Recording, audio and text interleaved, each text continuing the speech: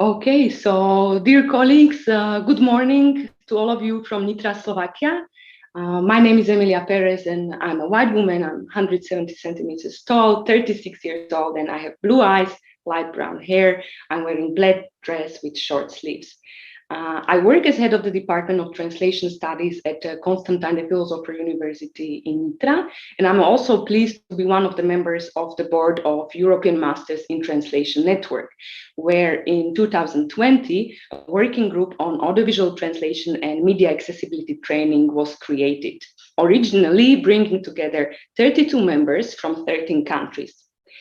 I am very happy that today we can see the first results of our work, and it is the first edition of our EMT Train the Trainer Summer School from Translation to Accessibility. This year focused on technologies and practices in audiovisual translation and media accessibility training. And it is my honor to welcome all of you who decided to spend this wonderful Friday with us. And if I'm not mistaken, we should have for the whole day over 360 registered participants from all over Europe, but also from Australia, Argentina, Brazil, Chile, Indonesia, Peru, Pakistan, and many other amazing places. So once more, I'm very happy to welcome you here with us. Just 1 second. Okay. So today's event was prepared by 6 programs in EMT network, and it was Constantine the Philosopher University in Nitra in Slovakia, Kaunas University of Technology in Lithuania, ISCAP, the Porto Accounting and Business School in Portugal, Università degli Studi Internazionali di Roma in Italy, University of Vienna in Austria, and University of Antwerp in Belgium. If you allow me, at this moment, I would like to use the opportunity to thank my colleagues and co-organizing partners, mainly to Jolita Horbalčaskiene, Sandra Marquez Ribeiro, Annalisa Sandrelli, Alina Sekara, and Gerd Verkauteren for setting up this adventure together with me. It is also important to mention that the whole event was possible thanks to support of DGT of European Commission, who created this opportunity for our cooperation in the EMT network, but who also supported us within the Translation Europe workshop scheme. And I would personally like to thank to DGT Slovak field officer Emilia Andreeva, who has been supporting us in administration and organization of the event since the end of last year, and with whom it is always a pleasure to cooperate. So, Emilia, if you would like to say a few words, please, the floor is yours. Thank you. Good morning, everyone. My name is Emilia Andreeva. I am a white woman, 168 centimeters tall. I have blue-green eyes, blonde hair, and I'm wearing a pink dress with short sleeves. Today, we are connecting countries, universities, teachers, and students. And I'm very happy that we are doing it thanks to the Translating Europe project. You may already know that there's an annual Translating Europe forum taking place in autumn, which is a central conference linking all the stakeholders from language service providers, language technology providers, buyers, and academia. This forum is complemented by workshops run in individual countries like this one. And I'm very happy that we are holding the first in a series of workshops for trainers. And I can already see its effects on the future of translation and interpreting studies and its students, obviously, so they will be just great for the market. Enjoy the presentations by inspiring speakers who will shed more light on translation and media accessibility.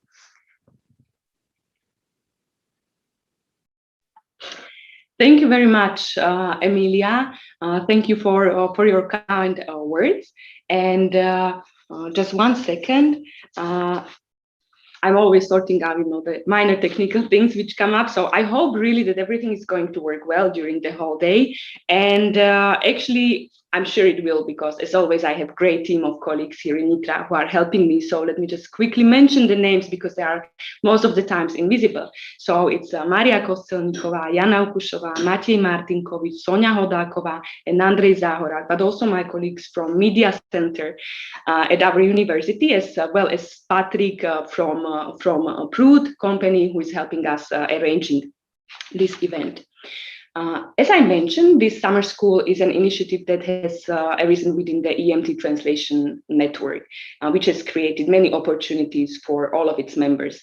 And I'm very happy that today I can also welcome Nicola Cunter, the coordinator of the European Masters in Translation program. And Nicola is also a university trained translator, and she was also working on popular competition for young translators, Jóvenes Translatores, which I'm sure many of you know. And today she's heading the sector of development of the translation profession, responsible for the coordination of the EMT network, DGT's visiting translator scheme, and of the traineeships at DGT. And I would like to ask Nicola to say a few words in the name of our network. Hello, yes, with pleasure. Thank you very much for the kind introduction. So I am Nicola Cunter, and as you can probably hear from my accent, I'm a German citizen. I'm in my mid-50s. I have a white skin, blonde hair, wearing glasses, and a light blue jacket today. I'm really delighted to welcome you here to the workshop today on behalf of DGT and also on behalf of the European Masters in Translation Network, or EMT network as we say, which I have the pleasure to coordinate. As Emilia already explained, today's workshop was conceived by universities of that network, and I am thankful and proud about that at the same time. Thankful because I know that organizing such an event is a major effort. Therefore, my thanks go to Emilia, actually to both Emilias, because my colleague in the Commission representation in Bratislava is also called Emilia. And of course, I would like to thank the professors of the EMT working group on training in audiovisual translation and media accessibility, who helped develop the whole idea of this summer school. And why am I proud about this workshop?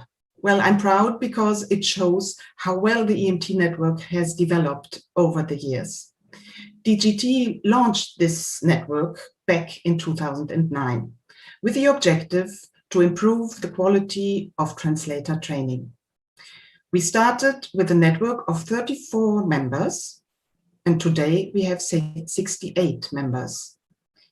But EMT has not only grown in numbers, it has developed from a large group of quality translation study programs to a real team that pursues excellence in translator training and is ready to cooperate and to share experience for the wider benefit of the translation professions and translator training, of course. One of the best known results of these collaborative efforts in the EMT network is the EMT competence framework, which many of you probably know. It defines the key competences that young graduates should acquire or should have acquired after their university training. And I'm pleased to say that it's today used as the leading reference for designing translation study programs in Europe and even beyond. I will later on, for those who are not familiar with it, copy the links to the documents I refer to in the chat. So if you want to check them out, you can do this easily. And today's workshop is also the result of this increasing cooperation between the EMT members. Well, we already said that it's been created by the group about audiovisual translator training, led by Emilia, in cooperation with many partners from the professional networks of these professors. And I'd like to say that the EMT network has more working groups on other topics that have a particular relevance in today's translator training. We have a working group on translation tools and technology, a working group on public service interpretation and translation, one about translation into the second language, to name only a few. All these groups have committed to produce concrete results like this workshop, and or in the form of mapping the situation in their particular field of expertise in the form of teaching guidelines or training resources. The EMT will share these results not only within the network, but also beyond, just as this AVT summer school is open to non-members as well. If you're interested in knowing more about the activities of the EMT network, I invite you to check the EMT Facebook page. I will again put the link to that in the chat later on. On this page, the EMT member programs regularly post announcements of events that they are organizing, results of studies they have conducted, and things like that. We also have a website on the Europa server of the EMT Commission, and that's rather new, we have a blog. The EMT blog has been launched this summer, and there you can find articles about the translation profession or the translator training, articles that are written by members of the network, not only the professors who represent these programs, but also from students of these programs. And it will give you a nice insight into the activities of the EMT network to particular relevant topics in translator training today, the specializations of its member programs, new pedagogical initiatives, and things like that. And of course, you can follow us on Twitter, #EMTnet. So that's all I wanted to say you about the EMT network in a very, very brief form, just to put you and to give you a broader context in which the workshop that you are following today is being produced or has been produced. And without further ado, I would like to give back the floor to Emilia. Thank you very much and enjoy the workshop. Thank you very much, Nicola, and thank you for introducing our network, but also thank you for all of the support, not only with this event, but for all the years we've been cooperating. So thank you for that. So, dear colleagues, now it is time to move to our program with 11 amazing speakers who accepted our invitation to this event. Let me just very quickly remind you that you can turn on English live transcription at the bottom of the screen. And Slovak participants, as we informed you before, you can turn on the Slovak simultaneous interpreting as well. In case any of you have any questions to our speakers, please use the question and answers section at the bottom of the screen. You can do so after the talk, or you can start already during the presentation. And in this session, I am very happy to welcome our two keynote speakers, Professor Jorge Díaz-Cintas from University College London and Professor Elena Di Giovanni from University of Macerata in Italy. Jorge, Elena, welcome, and actually welcome back to Nitra, at least in this way again. So we will start this session with Professor Jorge Díaz-Cintas. He's a professor of translation, and he's a founder director of the Center for Translation Studies at University College in London. And as I'm sure you know, he's author of numerous amazing articles, special issues, and books on audiovisual translation. He's also the chief editor for Peter Lang series, New Trends in Translation Studies. And he is the recipient of the Jan Iversen Award and Xenia Martinez Award for invaluable services to the field of audiovisual translation. And it would take much more time if I really wanted to introduce all of the great achievements of Jorge, but I think you are more interested in what he has to say. So Jorge, welcome again, and the floor is yours. Thank you very much, Emilia, for the invitation. I'll introduce myself first to those who might need some audio description. So I'm a white man of a certain age with my salt and pepper hair betraying that sort of age bracket. I'm clean shaved despite the facial fashion around in the field. And I'm wearing today a pair of glasses to be able to see my PowerPoint and a t-shirt, a black t-shirt.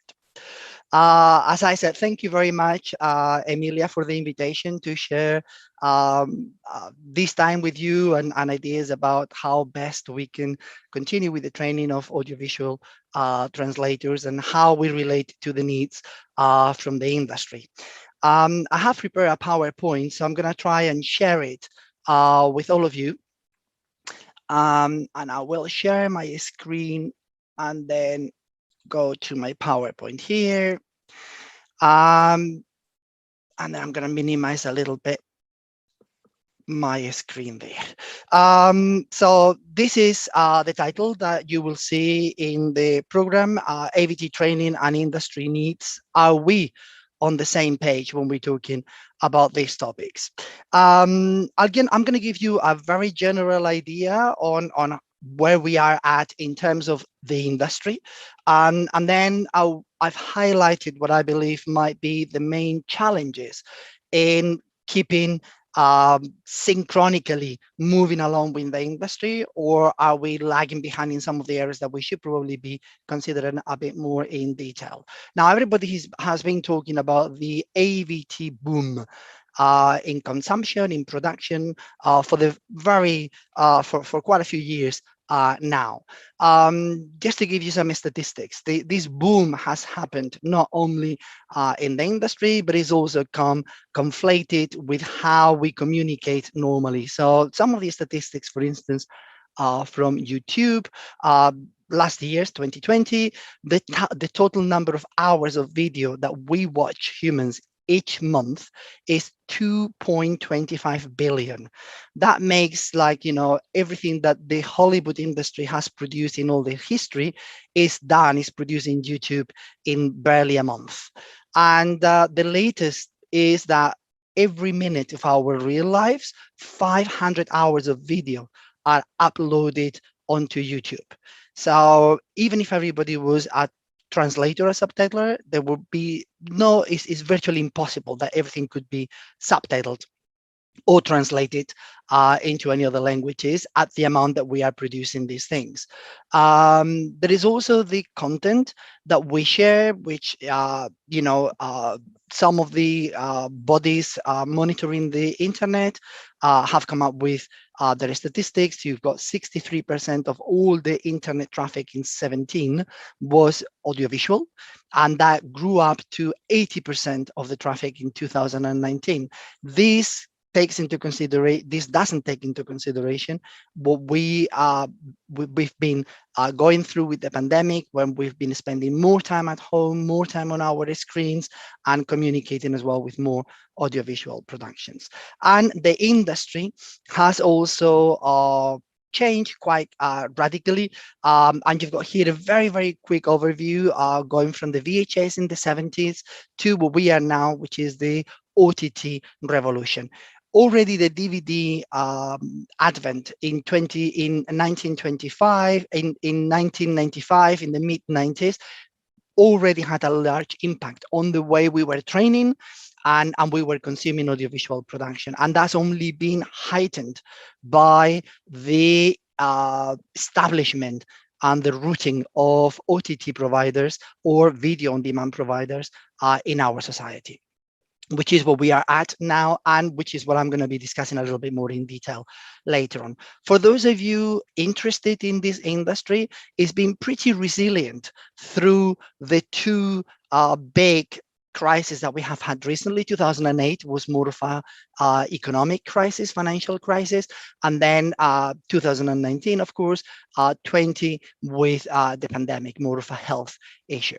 On both cases, the industry has been pretty reliant, and then you've got here two reports done only on audiovisual translation. In 2009, the European Union, through the DGT, produced a report trying to establish how we Europeans were consuming audiovisual productions and how the industry was articulated. And unsurprisingly, the discovery was that most of the money ends up in the hands of the people dealing with dubbing, and then the fixed languages, i.e. French, Italian, German, and Spanish, together with English, were the main partners in this industry.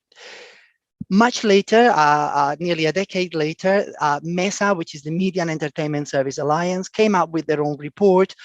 It's not as granular as the European Union because for the industry overall, Europe is part of EMEA, which is Europe, Middle East, and Africa, and the statistics can tend to come all that geographical area together, but pretty much the same, a very healthy status of the industry with an annual growth of 8 to 10% every year. And again, this was before the actual pandemic. We'll see how that might have been affected. Here you have, as I mentioned earlier on, the OTT industry, the likes of Netflix, Apple, Amazon, and so on, are the ones instigating the changes and the evolution that we are finding in our industry. You've got here a projection on how countries are evolving in embracing OTT production and consumption and distribution. And you have got there all the numbers. More recently in 2020, because of the pandemic, there's been an interest of assessing how people are spending their time, what are they consuming, and so on. And you can see that, you know, only in this year, 200 new million of subscribers to the different OTTs have happened. And the estimate is around 500 million subscribers in the world to these platforms. So that's where we are at in terms of this boom in the industry, in this really explosion of volume and consumption. So from our perspective of academics training the future professionals in this field, what are the challenges that we encountered here?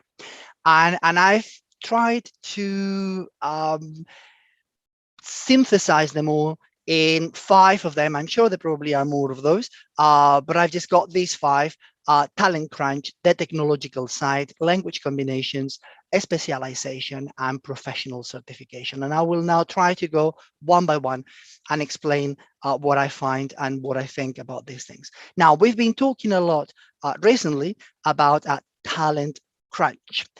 There was an article in 2017.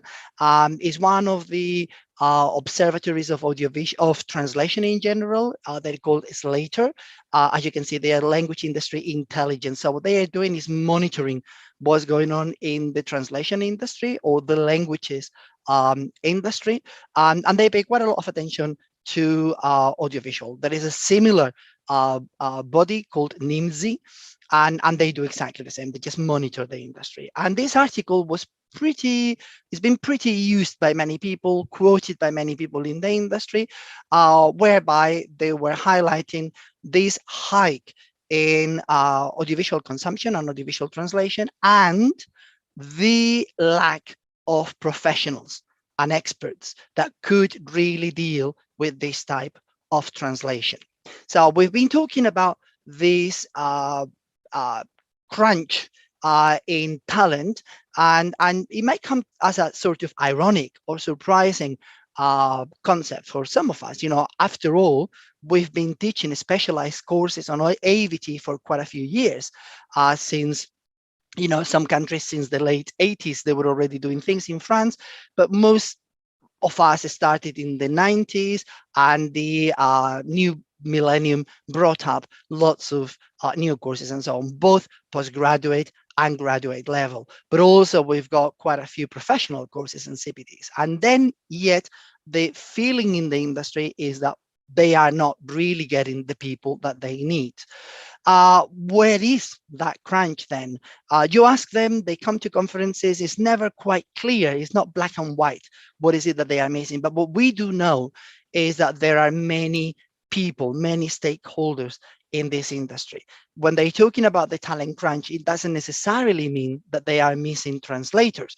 They might be missing, for instance, we know voice talents to do dubbing, which is one field that is growing quite exponentially. Or it may well be that they are missing audio describers or captioners or whatever.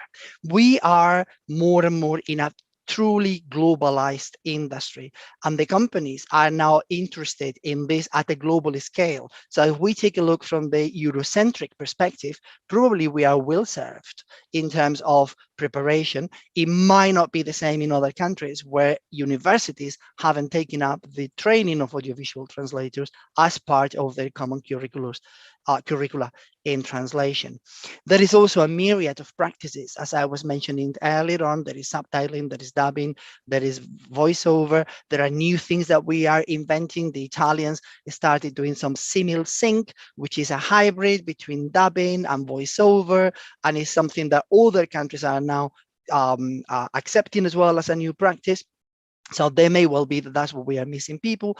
And then different languages might have different needs. I know now that in this country, in the UK, we lack severely dubbing into English. We don't have translators that have been doing dubbing into English, because dubbing into English didn't exist until about 5 years ago, or if it did exist, it was only anecdotically a few films by Almodovar or Fellini a few years back, but it wasn't an industry thing. Now we've got La Casa de Papel or any sort of Spanish films or Italian shows with dubbing into English, and the industry is begging us to produce more people that can deal with this type of translation, because we haven't done it traditionally.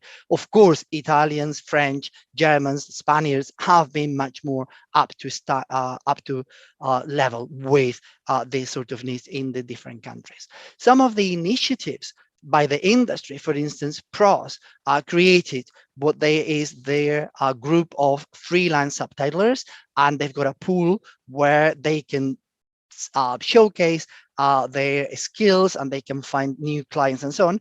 But more keen with this sort of talent crunch is what is known as the pool, which is a directory as well, not just only of subtitlers, but of audiovisual translation professionals. And it brings together the professionals, but also lots of companies. It's backed by lots of different stakeholders, and people are showcasing their skills, and companies know that this might be a reliable area where they can find the needs or the people with the skills that they are actually lacking in their pools or in their numbers of translators. And the other initiatives, some of you might be aware that just recently, it was at the end of last year, but only started really fully working at the beginning of 2021. It was the Entertainment Globalization Association, EGA for shorter. We have had lots of associations in audiovisual translation, professional associations. The traditional one, ESIST, trying to bring together academics and the industry. EGA comes with a much more, the slant is more on the industry. And they've got over 100 companies part of this association. And crucially, one of the working committees is on education. And the idea is educate up level and down level. Up level to educate clients, to educate the people that are requesting audiovisual translation, to make sure that they know what is involved, and also educating the new generations, the new people that are going to be the ones producing these translations. It's still early ages on how this will have an impact on the way we perceive the education of audiovisual translation, but it is symptomatic of that sort of need on why this association is made one of the priorities to be dealing with educating people in our field. There is then the technology. And how do we deal with technology? Well, traditionally, we had these specialized subtitling software, all of them desktop-based. This one is, for instance, WinCaps, commercial, professional, rather expensive sometimes, but you also have freeware that developed with the advent of the Web 2.0, maybe even 3.0, and then they became really staple of any blogging groups or subtitling groups, where they could have software that was freely available. They could use on a sort of professional basis, and they could easily produce subtitles and do all their work and distribute the subtitles for their friends, colleagues, or on the internet. This now has become something of the past. Technologically speaking, we've been developing really, really fast. And I think on this, most of us has taken up this challenge of training our new future, our students, the future students are being trained on these areas. And they are now familiar with how the sound wave can help them produce the spotting, and the shortcuts are detected automatically by the programs. They know how to relate to that. We've of course seen the developing of speech technologies, and we're still in that sort of field, is having a lot of impact, for instance, speech to text.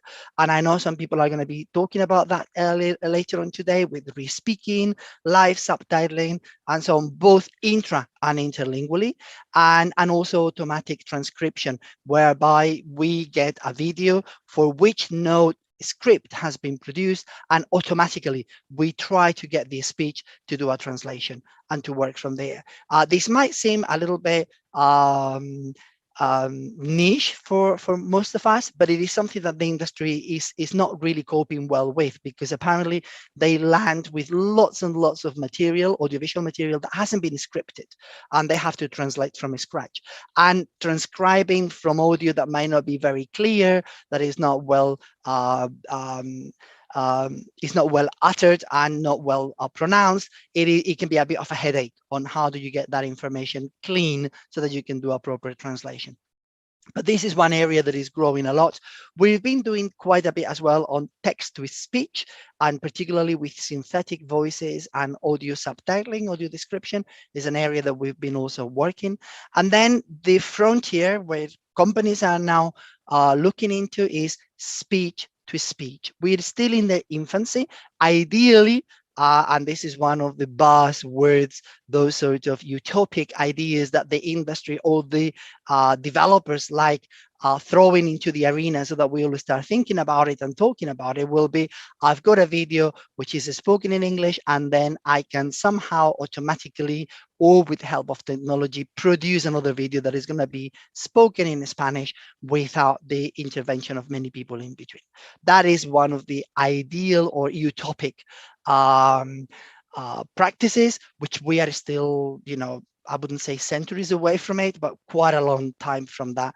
But that is what we hear sometimes in some of the conferences and working meetings that we go to. What is still missing, and surprisingly, though sadly, is that the things that have to really do with translators are not really quite developed. A few years back, one of the larger OTT providers in the world, I won't tell you the name, but you might guess, was asking their translators, what would you like to have on our cloud-based platform? And overwhelming, the translators asked for a spell checker. We have had spell checkers at our services for a long, long time, well before the 21st century. And bang at the beginning, the first, it was the second decade of the 20th century, translators were still asking for a spell checker in this new technology that was going to be breaking the waves in the way we're doing things. So you can still see that sort of mismatch. We're still lacking thesaurus in embedded fully in cloud-based platforms. The search function is not fully done. Memory tools we don't use. Machine translation is being operation in many other fields in translation, not so much in audiovisual. With desktop-based programs, it was a bit challenging. Now we do know that the major players in memory tools like SDL Trados have already launched their API for subtitling. And this is a big move that the cloud makes much easier, because everything is seamlessly orchestrated within the cloud. Now, we've moved now to this new area, which we say is the cloud, and companies like call them ecosystems. These ecosystems, I will explain to you a little bit what they are have been in operation for a while. We've got quite a few challenges in the sense that most of them are proprietary. That means that only if you are working for that company, you will be entitled or able to work with those. And you can understand that because they're so new, or they were so new, companies were very reluctant to allow anybody else to see what they were doing, because that was their competitive edge. They didn't want other players in the industry to copy what they were doing, but nobody else was doing things like this. We started mainly with subtitling, but now we know that the companies have also been looking into dubbing in the cloud. And this has been the pandemic. The things that has done is that anything that was sort of slowly growing. We've known the cloud for a while, since the 2007 that Zoo Digital launched their own platform. That has been, it was moving along. Now it just took the motorway and just sped beyond limit to see what we could do through the pandemic. And that's why we found ourselves struggling to keep up with things. And the companies in the industry have been developing things really, really fast. Now, what are these ecosystems?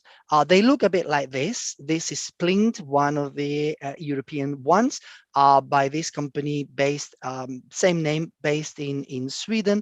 And this is their interface, the way it works. You can see your template, or you can see the original English with your translation. You can see your video, you can have annotations. So you're working on your platform with all these benefits to do most of the practices that you need to do for translation. And then you've got here is one which is a hybrid. Companies are buying this, but also educational institutions are also buying this type of platforms. And this one bridges between, is not proprietary, so it bridges across the two spectrums. They sell their facilities to anyone that is willing to pay for them. So you can do the traditional approaches in our field for subtitling. For instance, you can create your subtitles from scratch. You can translate using a template or originate your translation in that sense. You can also review the work done by somebody else. And something that in education is very, very nice for students is that you can burn and encode your subtitles, i.e. you can get a video, you can put the subtitles embedded on that video, and then you end up with one program or one product, which is the video with the subtitles. So the students can see the final product that they can share with anyone that they want to. This is what it looks like if you are working with your create, your spotting, then you've got your video, then you've got your area to write your subtitles, and then at the bottom of the screen, you will see your wave, your sound wave for the video and the shortcuts and so on. And then in here, if you're doing your working from templates, similarly, but then you've got two areas for the original translation in whichever language, and then the translation that you're going to be doing here. Why has the cloud been so disruptive? What is the benefit of the cloud, and why is everybody embracing it at such fast speed? Now, one of the benefits here is that it allows companies to streamline their workflows. It is what they call end-to-end approach. They can do anything from acquiring the content, and it's going to be all based in the cloud, to delivering to the client. So everything is in one area in this cloud, and that's why they like calling it an ecosystem. So everything is put in there. You've got all your videos, all the material is securely stored. So that means that nobody's going to be able to download anything onto their computers, so that, you know, the material is not going to be traveling around. It is a deal for project management. You can do everything. You can do your entry tests, the onboarding of new people, all the way through to the invoicing to your client. You have an overview. If you're a project manager, you can see exactly how advanced this Slovak translator is, as opposed to the Spaniard or whatever it is in these multilingual projects. You can optimize technologies. We know that many companies now in their platforms are using machine translation, or more likely memory tools. is what they are giving more emphasis. Netflix call them assisted translation. Any new changes, any new technological changes are easily implemented, so you don't need to send the update to anyone so that they can update their computers. They just update it in the cloud, and then next time we log in, the new things have happened, and we don't even realize that that is being taking place for us. And then the clients can be brought into the equation much earlier. If we know that we've got a project that might be problematic and the client is being a bit fussy because there are political references, sexual innuendos, is humorous or whatever, we can bring them into the cloud to see what stage we're at with our project. And we can show them, okay, you can see here already, we've done all these translations here. You can see what the translation into German looks like already. If you don't like something, bring in one of your supervisors and then we can change it or whatever. So that is why the cloud is being embraced so much by the companies. In terms of what we do, for instance, in subtitling, it's not a big deal. The subtitling programs that we had already were really top notch. They were really good. They would allow you for spotting, for origination, for review, for anything that we wanted to do. What they have had to do actually is copy what those desktop could do so that now you could do it online in the distance. And that was a bit of a challenge sometimes because of wide bandwidth for internet. If you're out of internet, then you won't be able to work and so on. So it's been pretty challenging.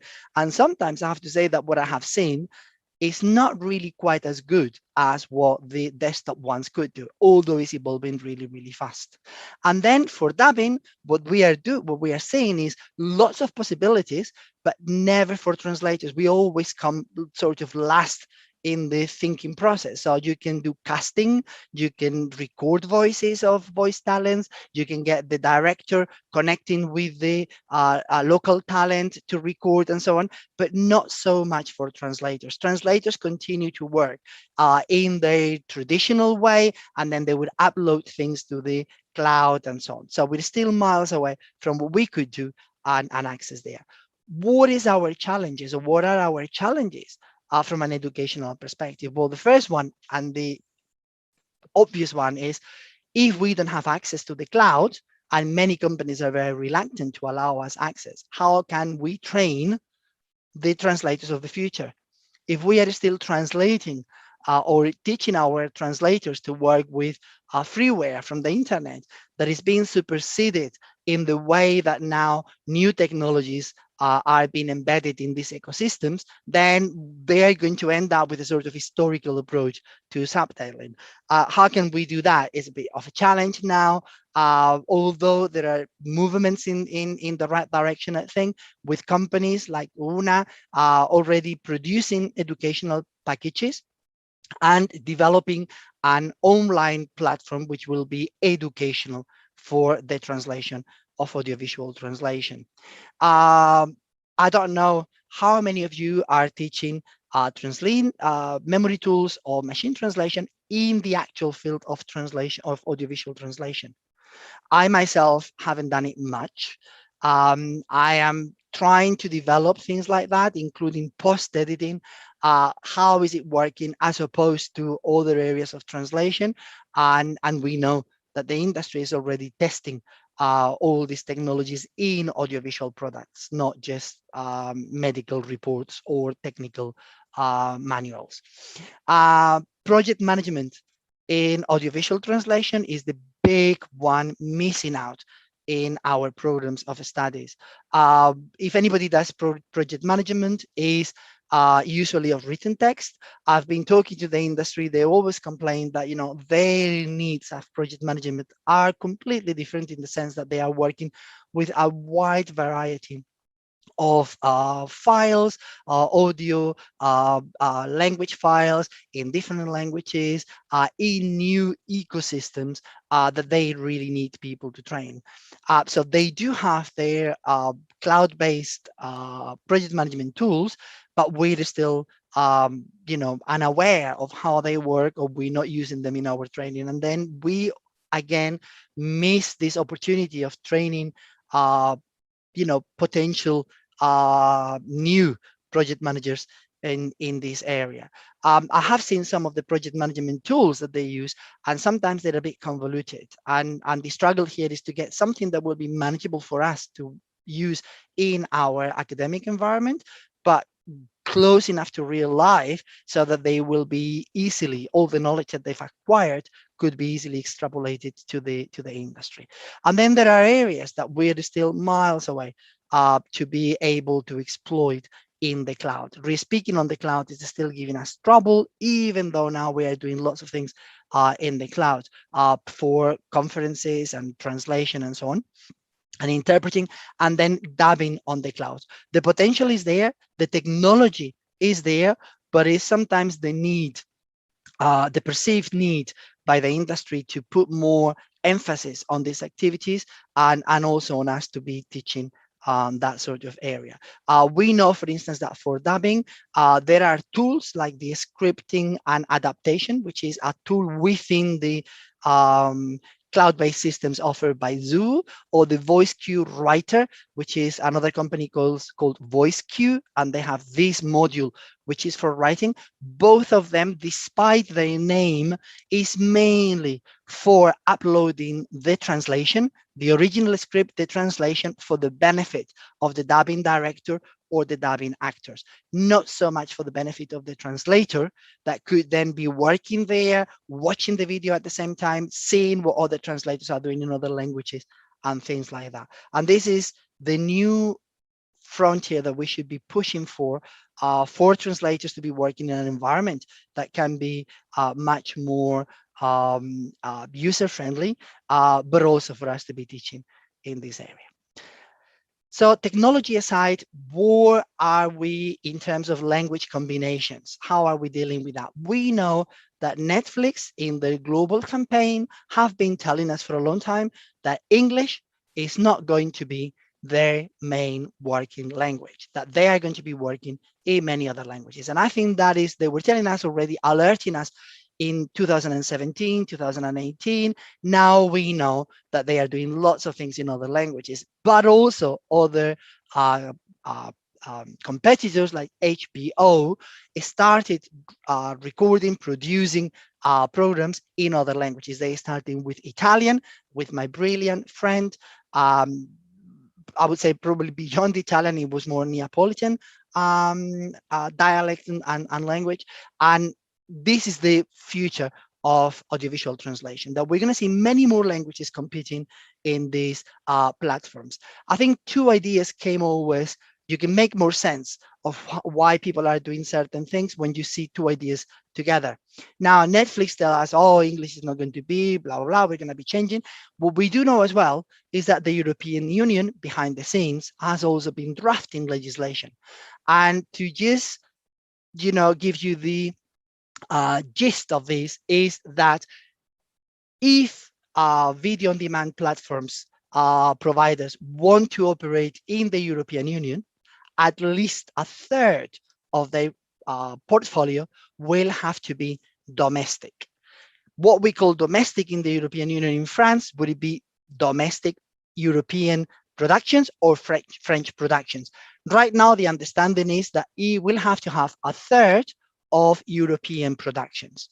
Yeah, and this is the new Audiovisual Media Services Directive, which has having an impact on many levels. On the one is the language visibility, that they won't be allowed, if all the program is nothing but American productions or productions in English, they're not going to be able to operate, because they will have to have this domestic production, which is 30% of their services. And also they might be liable if they're not fully accessible, which is also bringing this race to producing SDH and AD on all the productions.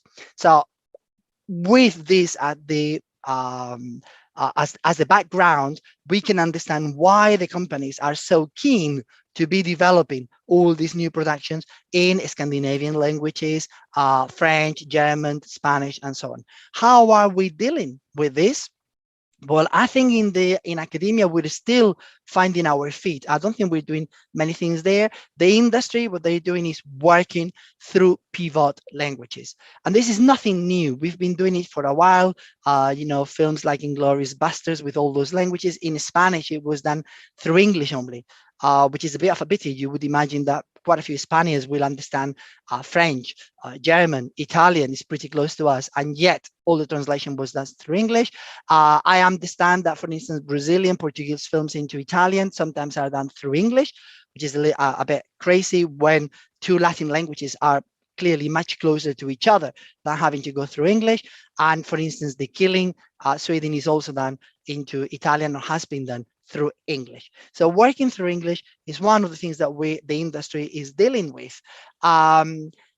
These templates have been, they've got their cons, their pros, but basically what we do the technical dimension, we work out the spotting, and then we ask people to translate.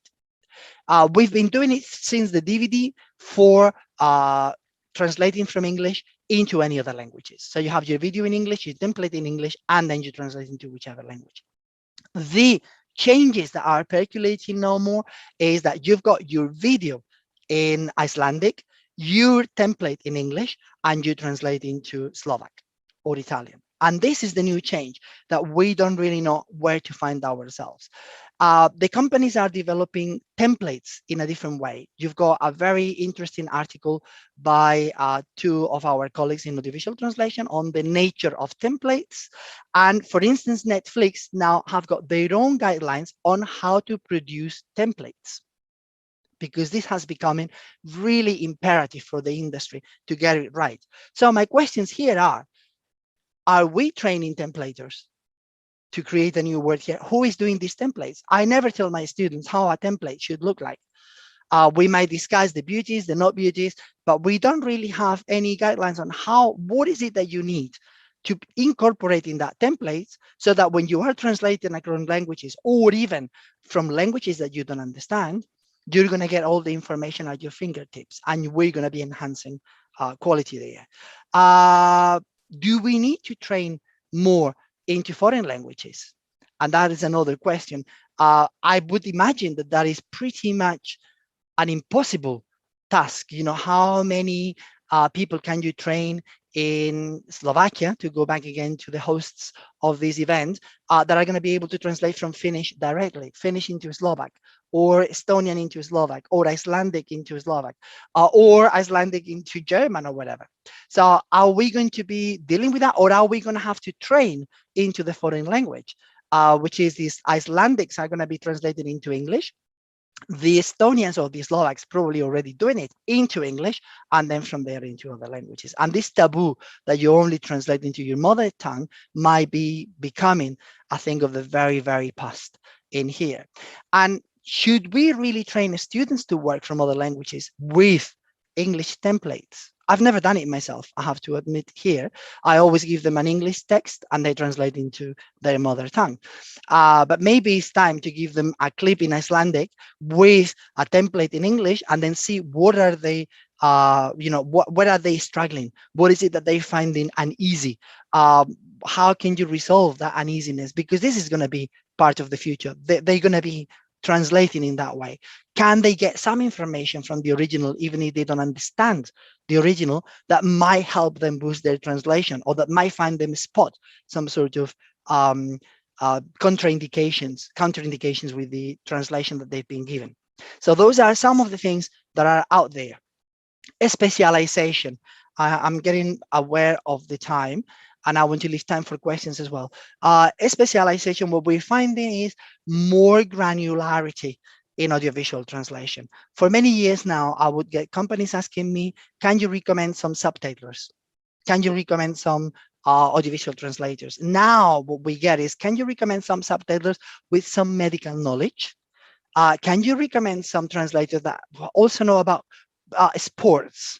Because this is going to be a thematic channel, and we want people that know how to talk about tennis or snooker or whatever it is, or able to work in those areas. And we are finding that more and more. I do know that companies are even going more granular than that, And when they do their quality control of their translators, they're trying to find out whether translators are better at comedy or drama, at comedy, drama, or documentaries, or period dramas.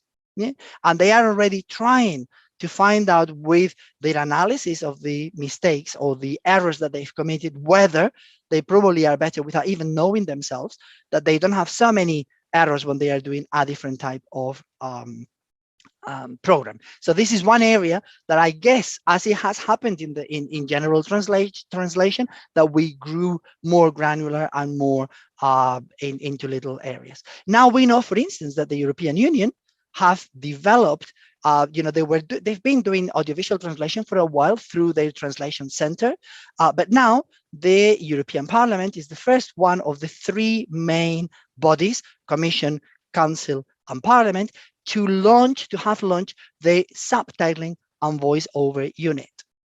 They're very new. They've been operating only since, again, the end of last year. They're still being trained in some areas, but this is opening up a niche. Are we going to be seeing more institutional translation that is being done audiovisually?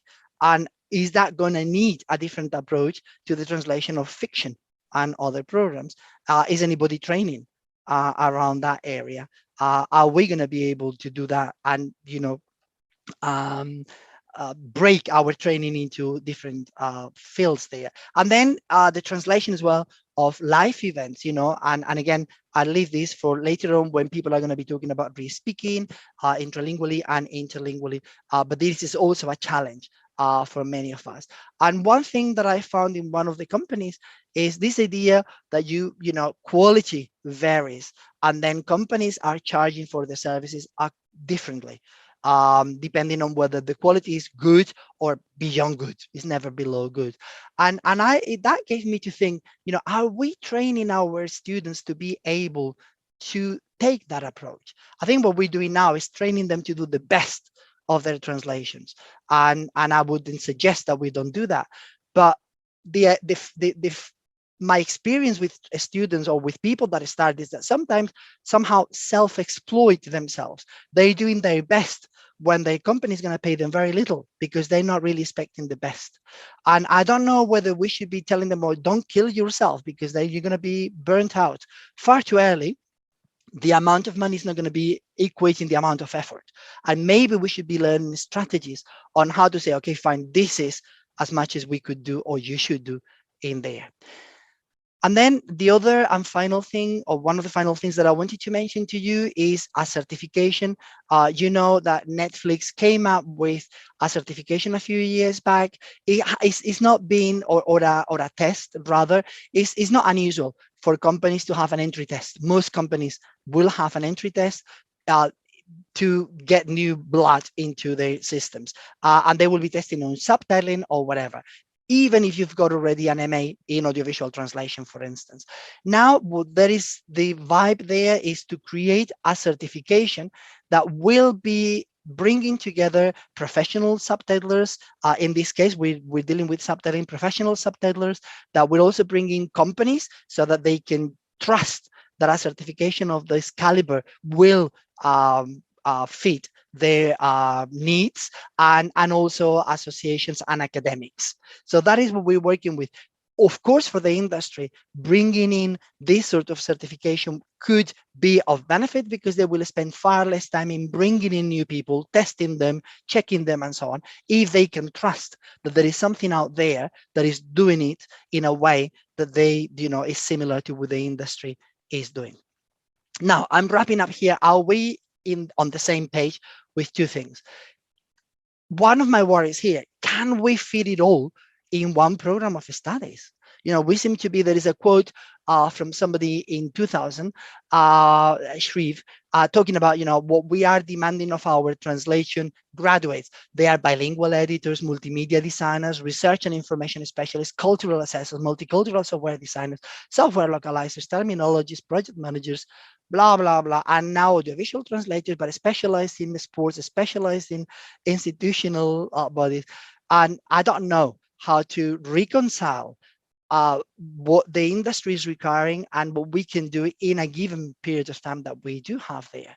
And then there is also one area that worries me quite a lot, and it's been worrying me for the past few years, is that there is this pressure on price that I understand the industry is having. But if we are asking so much of our graduates and they are getting paid a bit, not too much, then we're creating this two-tier system, and we're risking that, you know, the skills that are requested by the industry or expected by the industry are not really commensurate when the salary is given to them. And this is something that we need to be aware of. And then the research as well.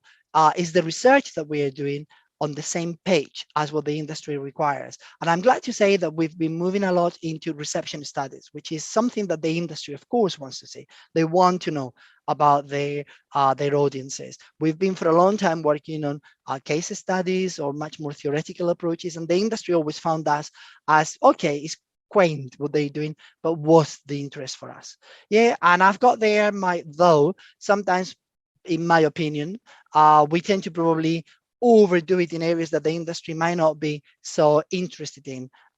We might be putting lots of emphasis on areas, I won't mention which ones, but areas that, you know, is a lot of research projects and so on, where the industry says, well, actually, we're not doing that much, and it's not so much, you know, what we need there. And to me, this is clearly a way of moving our discipline more and more into social sciences. It might be a good thing for some, it might not be a good thing for some other people, but I think it's inevitable that we are going to be seeing more of that if we want to be in synchrony or more synchrony with the industry and their needs out there. And with this, I'll finish my presentation. Thank you very much. Thank you very much, Jorge, for such inspiring talk. And I have to say it was amazing, but I think those of our participants who are colleagues might find some of the things frustrating, exactly for what you say, that there is so much we have to do. And of course, I think all of us somehow feel that this just might not be so easy. And we have several questions in our question and answers, but I'll use the opportunity to steal 2 questions for myself, if I may. Sure. One of the things I was wondering about is really how to keep up, and not only with the pace which is there nowadays, but also with the globalizing trend, which is there, and we know it, and many of our participants are also translators, so they know even better. But the thing is that at university, I think we usually train our students for the practice in our country as we know it. So I train my students that this is what you can expect from your client. This is what you can expect maybe in your contract. This is, you know, what copyright means in Slovakia, and so on and so forth. But we know the practice is very different right now, that we are not signing only Slovak contracts, and we are not working with, you know, softwares used in Slovak TV, if there are any. So how do we keep up with this as trainers? Maybe you have some idea or some inspiration, because I find this very challenging myself, but we discuss this with colleagues in our working group a lot as well. So that's my first question. Yes. Hold on, I'm just taking, I've got it here next to me. I'm going to get my crystal ball. And I can see you were ready.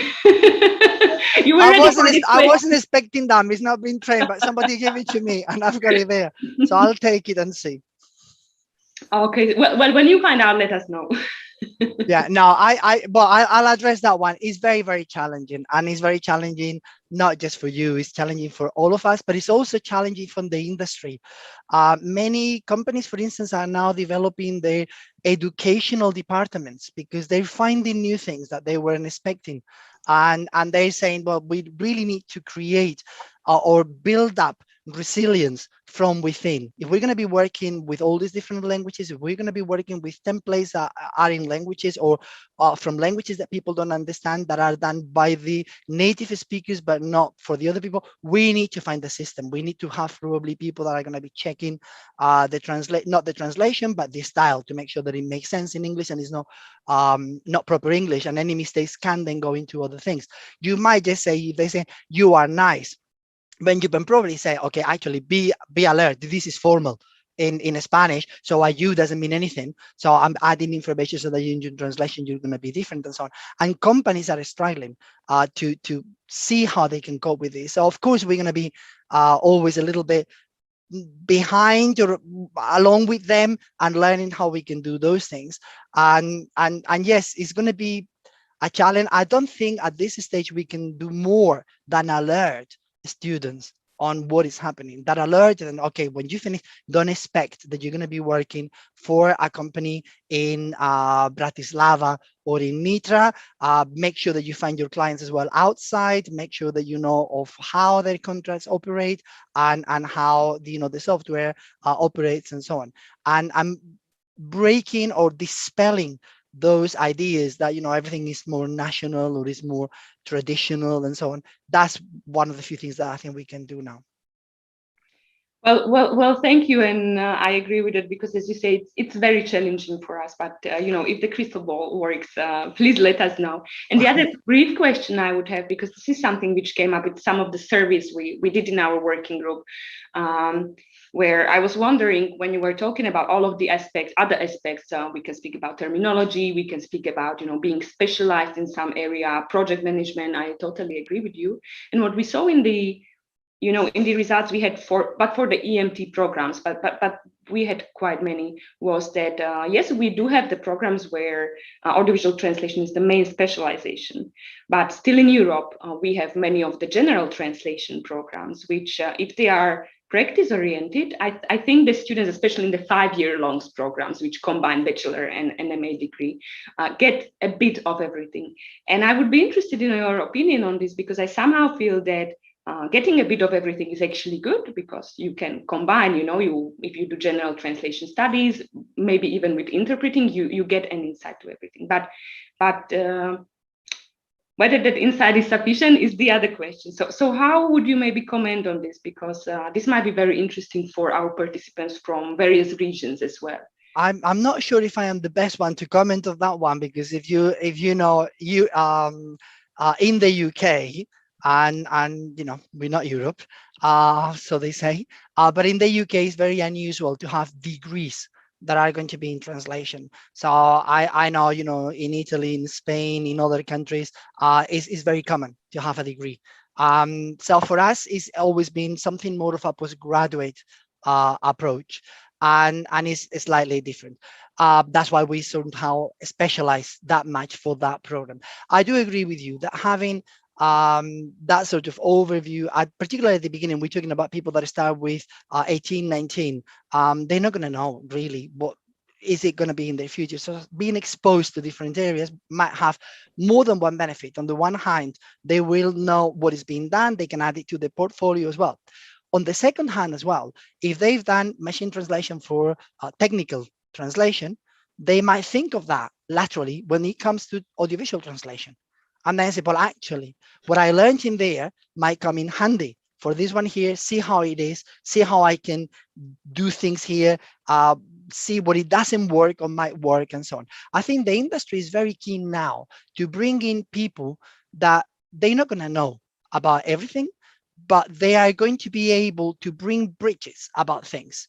And as I said, they're learning with us. The industry, they haven't already come up with this is what we're doing the solution. They are learning, they are creating their own educational bodies because they don't know how to deal with things. So they're looking for people that might be those brains that they're missing, that they have experience in so many other areas, and then they can bring it together and say, okay, actually, I know a lot about machine translation, not so much about audiovisual, but then when my knowledge now of audiovisual, that's what we can do. And that's what you can give as feedback to some of the companies. So in that sense, I think it is good to have that sort of approach, but I can see that the latest years should emphasize a bit more a sort of a specialization, and that I think is what probably will make those that enter the industry on a good footing, apart from those that probably stay in the margins and cannot really make it. They will do a few translations here, a few subtitling here, a few there, but not quite part of the industry. I think that difference is the one that is going to make the big decision for companies. Mm-hmm. We have several questions in question and answers. Of course, we don't have time for all of those, but if you allow me, I would choose to, and maybe then for the rest, if you could, reply in writing. There was also one question for organizers, but I would keep the space for Jorge. But yes, as it goes for live transcription, it's automated live transcription. But to get back to Jorge, sorry, there are two interesting questions, and one goes basically on safety of cloud tools and cloud subtitling in terms of sources, but also our work.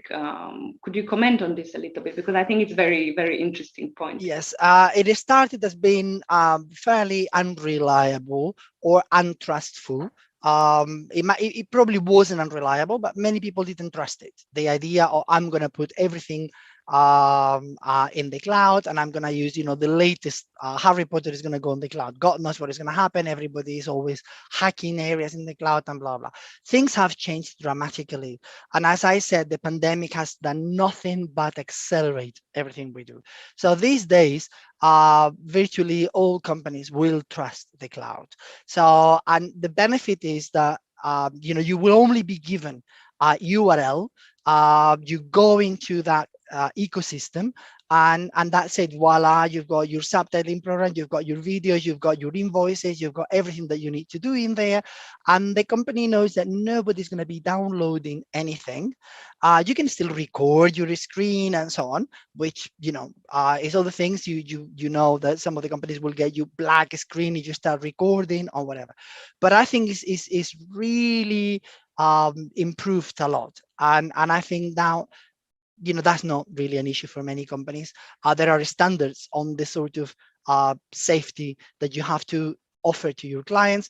People are abiding by them. They usually are Amazon standards. They are buying by them, and then that is fine. The challenge for us and for translators is that if you cannot download videos, not even your own translation, you're losing everything. You cannot keep your own translation for future reference.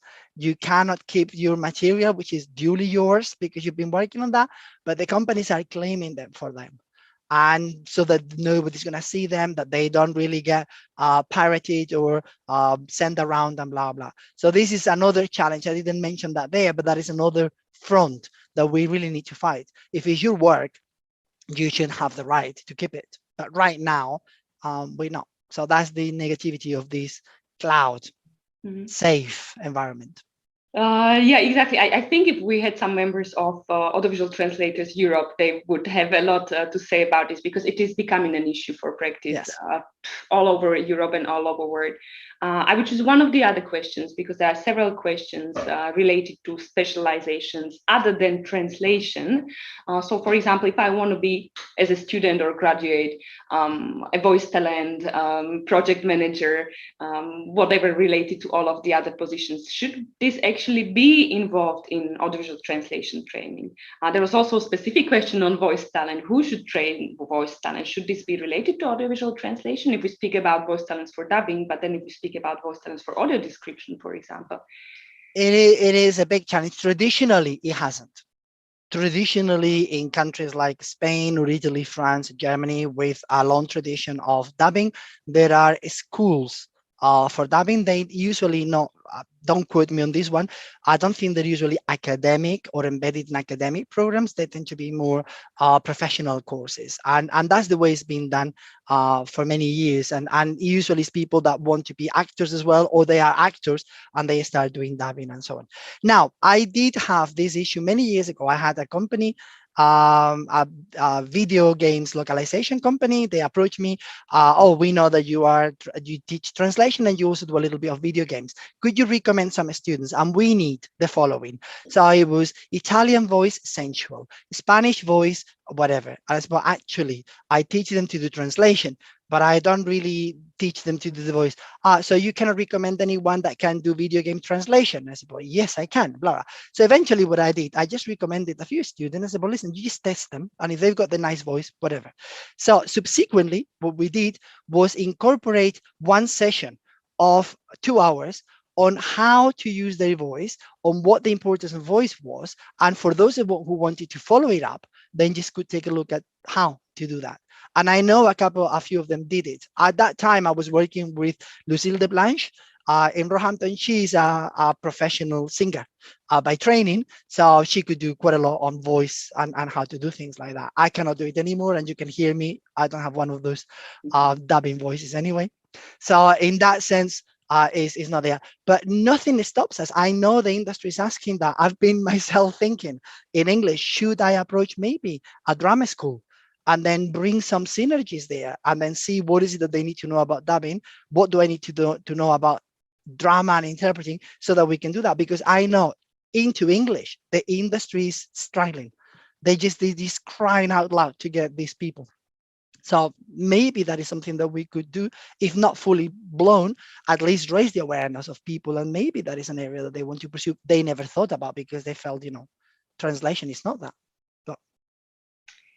Well, so we will see how it goes, but at least for me, I have a million ideas now. So after the summer break, I'm going to get to work, and I'm sure so are my colleagues. But at this moment, thank you very much, Jorge. Thank you. I really enjoyed your talk. I'm sure so did all the other our participants. And if you have time and if it would be possible, please reply to some of the questions. I will take a look. I've got them here in the questions and answers. So I'm going to go there and reply. Perfect. Wonderful. Thank you. I'll stay around anyway. You're having me for a while, so wonderful. I'm not going anywhere. Thanks. Thanks. Thank you. And I am actually very happy that after Jorge, also Elena Di Giovanni is here with us today. And I actually just realized it's been almost exactly 5 years since Jorge and Elena were here in Nitra in person, because I think it was beginning of June, if I remember correctly. So Elena, welcome as well. I'm very happy you agreed and you accepted our invitation, and I'm really looking forward to your talk. And I would like to introduce Elena shortly, although I'm sure most of you already know her and her amazing work as a trainer researcher, but also as a practitioner. So Elena Di Giovanni is Associate Professor of English Translation and Accessibility at the University of Macerata in Italy. In 2019, she was Fulbright Distinguished Chair at the University of Pittsburgh, Pennsylvania, where she also taught audiovisual translation and media accessibility. Over past 10 years, Elena has been invited to lecture on audiovisual translation and accessibility all over Italy, but all over Europe as well, and in many other places in the world. And for several years, she was also visiting lecturer of audiovisual translation at Roehampton University and at Montclair State University in New Jersey as well.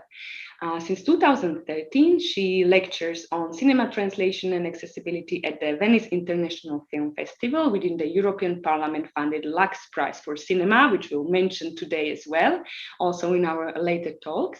And for 12 years, she has been coordinator of accessibility for Macerata Opera Festival, which has been great inspiration also for us here. So I'm very happy Elena is here as well, and she can present also some of the results of this work and maybe the results of work of her graduates. Elena is also coordinator for Open Project for Teatro Grande in Brescia, and I'm really very excited about everything she's going to share with us. So Elena, once more welcome, and the floor is yours. Thank you so much for the wonderful introduction, and I'm very happy to be here and to be here with friends. Jorge and Emilia are friends, and I've seen a few others, so it's a pleasure and honor, and I feel relaxed because I'm among friends. So let me describe myself. I'm white-skinned, almost 50 years old, actually in 3 weeks' time, and I have brown hair up to my shoulders, and they are tied in a ponytail today. I'm wearing a black and white glasses and a black t-shirt, although I didn't make plans with Jorge to wear the same kind of t-shirt. So that's about it. Let me share my screen, and so that we can go to my presentation. And so this is it. This is my presentation for today. Well, let me first of all say that I was asked by Emilia to talk about media accessibility, but you'll probably see that my presentation is focusing more on a shift, a paradigmatic shift that seems to have occurred over the past few years in media accessibility research and practice.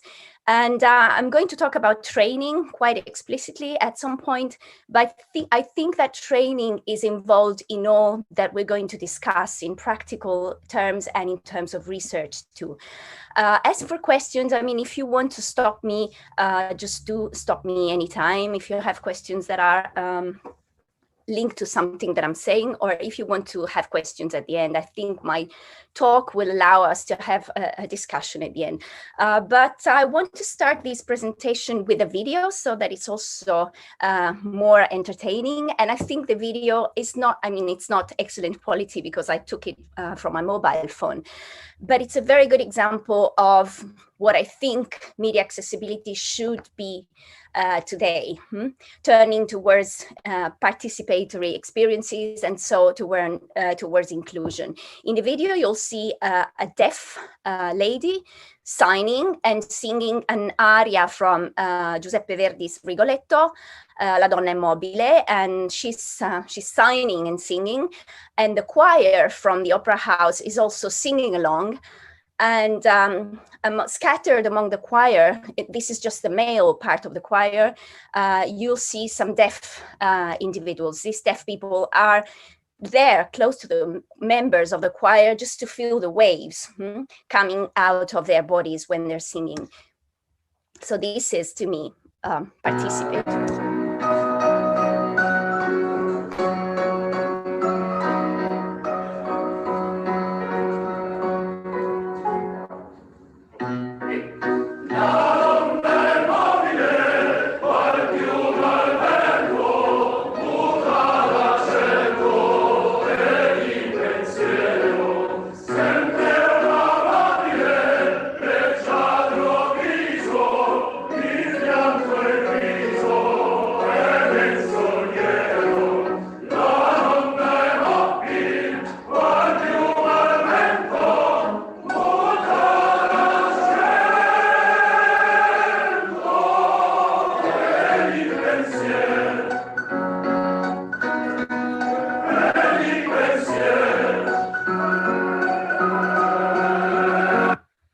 So this was my glorious beginning, and it's a great example of participation into a performance, bringing all skills and all the diverse abilities together.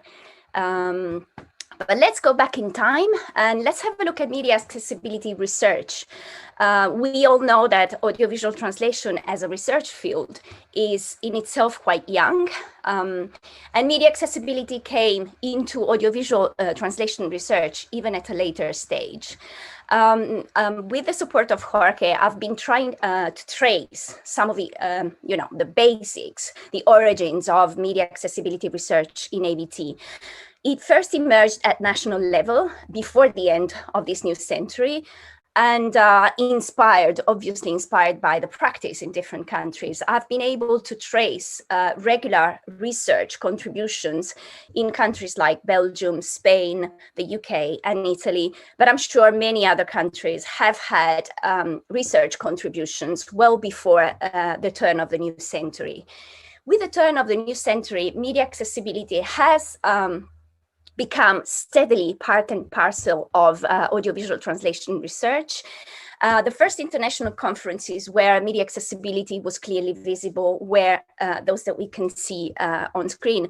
The Languages and the Media Conference held in Berlin in 1998 already had contributions and papers and research on STH, so subtitling for the deaf and hard of hearing, whereas audio description seems to have been featured regularly at for the first time at the In So Many Words conference that Jorge organized in London in 2004.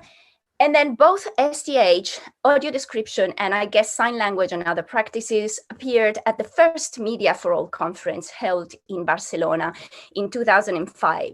So, well, basically, it's important here to state that we're all aware of the fact that we are talking about a very young disciplinary strand.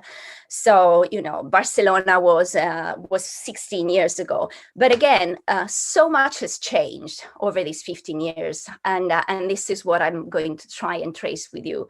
But before we go on, I tried to share here two traditional definitions of media accessibility.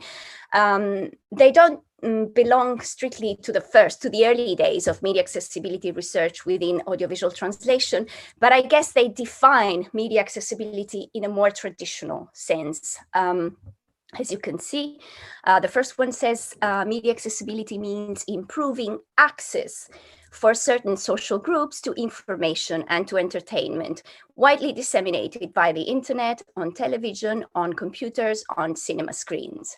What I found quite interesting, still thinking about the great changes that we've experienced over the past 15 years or so, is that this definition doesn't, for example, quote two ways that are nowadays extremely familiar to all of us to enjoy media and entertainment. Mobile content, so mobile phones are not there, and streaming or video on demand platforms are not there. So again, this is a clear sign of how much things have changed. The second definition is more recent, but it's more or less along the same line. While AVT makes productions in a foreign language accessible to viewers who do not speak the language, media access services make audiovisual products accessible across sensorial borders. And over the past few years, there's been a lot of talking about redefining the mother concepts, media accessibility and AVT. For example, Pablo Romero Fresco maintains that accessibility, translation is accessibility. So whatever form of audiovisual translation, like dubbing or subtitling that Jorge was talking about, grants access, linguistic access. So I think this redefinition, these attempts at redefining also basic terminology tells us how lively our fields of research are and have been. Still a few years back, still in the early days of regular and steadily growing media accessibility research, there was a lot of talking about media accessibility being for all. I find this particularly interesting because to me, for all has a double meaning here. It has had a double meaning. For all means that everyone has a right to access. Everyone has a right to access media, television, live entertainment, and so on. For all also means that services that are provided and created for example, for people with sensory impairments can actually be fruitful and useful for all. So the for all move was a very important one. And I think it's still ongoing, and it has evolved over the past few years. Jorge was actually one of the first to publish an article in 2005 that was actually clearly open to accessibility for all. And for Jorge, accessibility for all means also translation, interlingual translation. Then the Media for All conference series was started, and it's still ongoing, and we know how much it has contributed to the field of audiovisual translation research, and also to redefining and redesigning training over the years. In 2007, the first volume entirely dedicated to subtitling for the deaf, audio description, and sign language was published, co-edited by the organizers of the first Media for All conference. And then came an EU-funded project that I was involved in, the Digital Television for All project, funded by the European Union between 2007 and 2010. And I see this as a personal landmark because it marked my first years of work in accessibility. So that's when I started working, especially on audio description and accessibility for people with visual impairments. By the way, the pictures that are scattered through my presentation mostly come from projects that I've been running over the past years. And I thought this picture was a good one when mentioning the for all approach, because those kids that you see on the stage of the Teatro Regio in Parma are one is blind and the two others are, sighted kids, but they are there playing together. Now on to what I call working definitions. These are the working definitions that I have adopted to make myself clear and to clarify within myself, for myself, my own stance. Accessibility is a buzzword. Inclusion is also a buzzword these days. Accessibility is used constantly in many different fields. For example, it's very often used in connection to IT and access to information technologies and the internet and websites and, mobile phones and so on. And inclusion is, again, in a different way, a widely used terms. I decided, and this is my stance right now, since all of this seems to be very much ongoing in terms of, reasoning, in terms of research, in terms of practice, in terms of what we need to give to our students when we train them. These are working definitions that I am complying with right now. So to me, not just to me, obviously, but these are my definitions for my presentation to share with you today. Accessibility means giving people with impairments and special needs. So we might all have a special need in a certain circumstance, the possibility to access places, services, and events that would not be accessible in their standard configuration or organization. So to me, in a way, accessibility moves from a negative condition, from a lack of access, to restore neutrality, to restore openness. So this is why I sort of felt the need to get away from accessibility in our traditional sense. Inclusion, and we very often hear another word that is used, somehow overlapping with inclusion, somehow like with a slightly different meaning, which is inclusivity, but I prefer inclusion because I think inclusion is more generic and more inclusive because it's more open. Inclusion to me means designing and creating places or services and events, even writing texts or, performing orally texts that can be enjoyed by as many individuals as possible, each with their own abilities. What is important, particularly important here, is that end users with different skills and abilities are actively involved in all stages of the design and creative process. So to me, inclusion doesn't have any negative sign. It doesn't start with a lack of something. It moves from a neutral standpoint, and it possibly moves towards an ever more positive condition for, ideally for all, but in general, let's say for as many individuals, as many people as possible.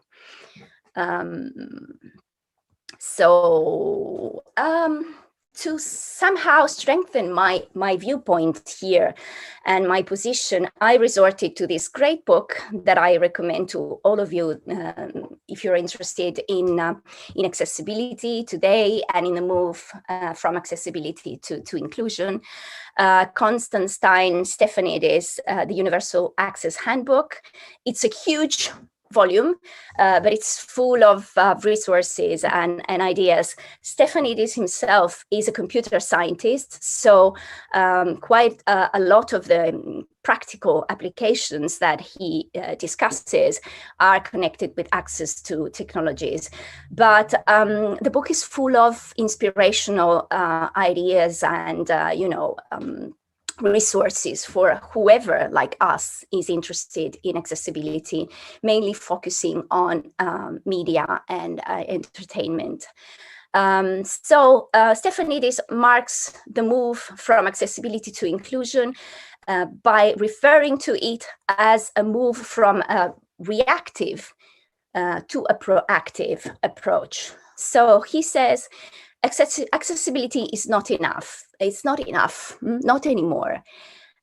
Typically, the results of adaptations for accessibility involve the reconfiguration of the physical layer of interaction, and when necessary, the transduction of the visual interface to an alternative modality. This is clearly referred to technologies. But in general, what he's saying is that since we are going to try and make accessible something, a tool or a place that wasn't conceived of as accessible in the first place, we need to somehow reconfigure it. So although it may be the only viable solution in certain cases, especially, for example, we can think of museums that have been out there for a long time, like the British Museum. If you want to add accessibility to some of the areas of the British Museum, and I'm sure it's already fully accessible, you are working on something that was there already. So it's the only viable solution. You cannot plan and design the British Museum from scratch. So in this case, it's the reactive approach of accessibility is the only viable one. But he says this suffers from, he calls them serious shortcomings, perhaps exaggerating a little bit, but it's worth, I think it's worth taking a look at to the shortcomings that he mentions. Well, first of all, by the time an accessibility issue is addressed, technologies, context may have changed. And so by the time we've made a media text, for example, or a TV program or a video on demand platform accessible, we might need to go for adjustments because the technology itself has evolved. And this is very much connected to what Jorge was saying, that we really need to keep the pace with such a fast evolving world in terms of technologies and resources. Going back to Stefanidis, he says a posteriori access is very often a partial remedy. He's exaggerating, but I think he's right. So when you add accessibility to something that is pre-existing, you might be able to get to a certain point and not make the full something, the full place, the full tool, the full performance accessible. Sometimes, or especially in connection with the use of technologies, the reactive approach, so the accessibility that is added at a later stage implies a loss of functionality. And I think this is something that if we have been exposed to the lives of people with sensory impairments, we've experienced through them. They all most of the times they will point to the fact that what they get with accessibility to, for example, technologies or resources is not the full thing, just a partial adaptation. And again, and I think this is probably the most important part for me, an ad hoc provision is not an inclusive experience. The move from accessibility towards inclusion is the move towards a proactive approach. And again, Stefanidis helps me to say that proactive strategies entail a purposeful effort to build access features into a product or service as early as possible, i.e. from its conception to design and release. And I would also add to enjoyment and to reception. Such an approach minimizes the need for a posteriori adaptations, and it allows to deliver products, services, entertainment that can be tailored for use by the widest possible population. So inclusion, again, seems to be one step forward into the democratization process that we all want to aim for when working on accessibility. I've called what I see in recent research on media accessibility a slow but steady paradigmatic shift. New theories, new models have been brought to the fore by several scholars. I mentioned here those that are more familiar to me, but there's plenty of research articles or even practice reports and that that offer similar views. Pablo Romero Fresco, in an article published in 2018, talks about a wider notion of media accessibility. And this move towards a wider notion brought him to define what he calls creative media access, which is part of his latest publications. And we had a voice message exchange last night precisely on creative media access and my own approach to inclusion in what used to be just media accessibility. And I think we're very much along the same lines. For Pablo Romero, creative media access implies involving in the creative stage for accessibility, not just as many people as possible with different competencies, but making those who traditionally were seen as end users as creators. So the creative process is truly creative and fruitful when it gets all possible end users involved. And this is precisely what is behind my own approach to inclusion. Gian Maria Greco was responsible in positive terms for bringing into the spotlight the idea of accessibility as a human right. And once again, this to me means, among the many other things and many other nuances that it offers, the fact that accessibility is a right that we all have along at the same level. Accessibility is a human right, and this is actually clearly spelled out in the United Nations Conventions for Human Rights. The right to access is essential. And then what I found interesting is also in a more recent article, Gian Maria Greco talks about the culture of participation. And to me, participation is another key word. If we move from the traditional view of accessibility towards inclusion, then we have to encompass participation, because participation is what leads to inclusion.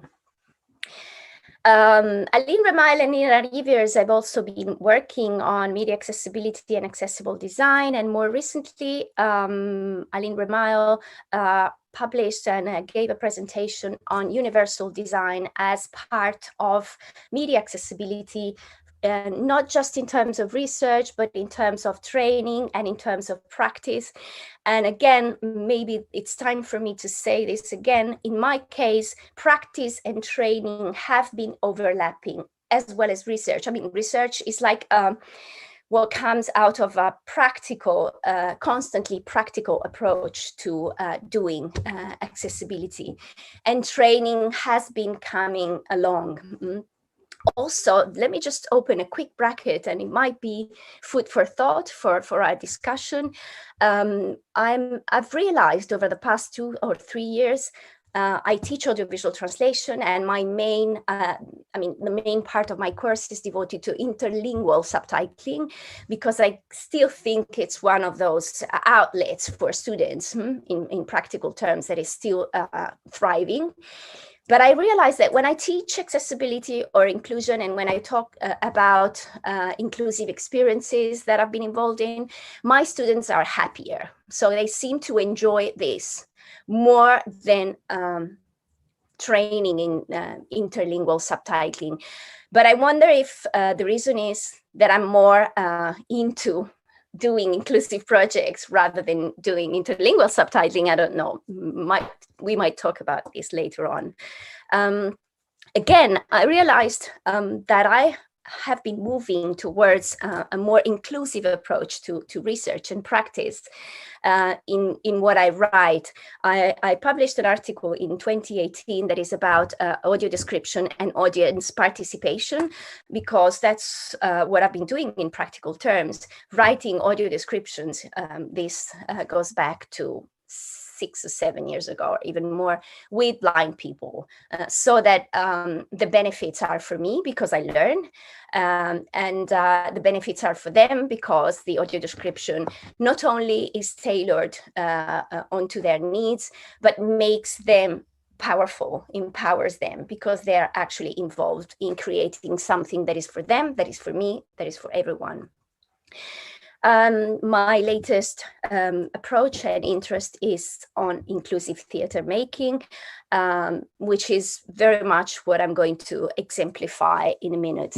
Among the other contributions that I've seen along these lines that seem to point to this paradigmatic shift in media accessibility research are contributions by Vinci, by Patignotaki, by Heinisch. All of them are open access journals that we can all find online, but I can provide you with the references if you want. This is maybe interesting for all of us, especially when it comes to training. One thing that has clearly emerged over the past years in audiovisual translation, but also media accessibility, is the need to retrain ourselves as researchers and as trainers, because what we talk about when we talk about media accessibility, and in this case, the move from media accessibility to inclusion, requires knowledge that we don't have. It doesn't come from our own training. I was trained as a translator and interpreter. I wasn't trained as a designer. I wasn't trained in accessibility. I wasn't trained in psychology. In media accessibility research and also training, we've seen a lot of inputs coming from psychology, for example, from cognitivism in particular, but many other fields have come into the picture in research, but also in training. Then if we move from accessibility to inclusion and inclusive design, new interdisciplinary avenues have to be explored. For example, the realm of architecture, where universal design and inclusive design have found their origins. Engineering, again. Pedagogy is coming more and more to the fore. All of this is very interesting. And it also makes me think of our starting point, my own starting point, but I guess it's the same for example, for Emilia, for other colleagues. The starting point was translation studies. And I've wondered if we're going too far away from translation studies, and how much this has to be borne in mind when we design our training courses. This is again a question, perhaps, for you. It's something that I ask myself all the time, and it's interesting that Jorge was saying that we seem to be moving towards the social sciences and a bit turning away from humanism. And I completely agree. And I realize that even within my own university, when I want to talk to someone that I can share research or, inputs for training with, I don't talk to colleagues teaching literature anymore. I talk to the pedagogists, I talk to the engineers, I talk to the psychologists. So this is also something that we should perhaps consider when rethinking training for media accessibility. This is just a reference that you might all be familiar with. The European Disability Strategy was designed for a decade, so it's just over, but it's still very valid, and I think it had the merit of, again, bringing to the fore issues that go beyond accessibility in a more traditional sense. As you can see here, the focus for the European Disability Strategy was on actions in 8 priority areas. I'm particularly interested in highlighting participation. And as you see, participation for the European Disability Strategy means promoting the provision of quality community-based services. Again, community-based services, to me, are services that are born inside a community, for the whole community. Equality is the central, is a key issue.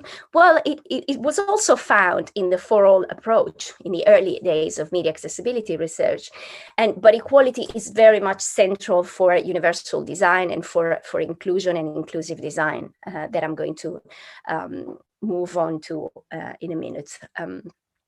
Education and training is also very central. And for the European Disability Strategy, education and training means promoting inclusive education, but also lifelong learning for students and pupils with disabilities. Equal access to quality education is very important.